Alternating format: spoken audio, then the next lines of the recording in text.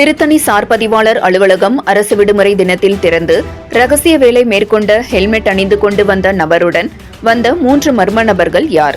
இவர்கள் அரசு விடுமுறை தினத்தில் இப்படி ரகசிய வேலை மேற்கொள்ளலாமா? பொதுமக்கள் வினா எழுப்பி உள்ளனர். திருவள்ளூர் மாவட்டம் திருத்தணி நகராட்சியில் பழைய சென்னை சாலையில் இயங்கி வருகிறது சார் பதிவாளர் அலுவலகம்.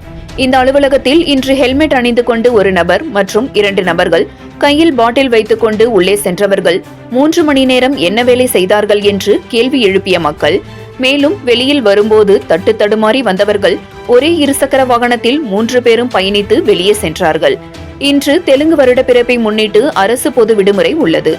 இப்படி விடுமுறை தினத்தில் ரகசியமாக உள்ளே என்ன வேலை செய்தார்கள்?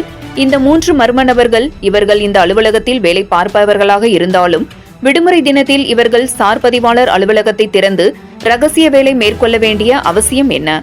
சார் பதிவாளர் அலுவலகத்தில் அதிகாரிகள் யாரும் இல்லாமல் இருக்கும் நேரத்தில் இப்படி முக்கிய ஆவணங்கள் இருக்கும் பகுதியில் இப்படி திறந்து ரகசிய வேலையில் ஈடுபட்டது யார்?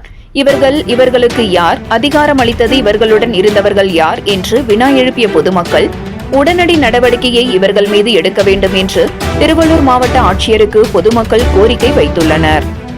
7 Green News செய்திகளுக்காக திருத்தணி செய்தியாளர் மணிகண்டன்.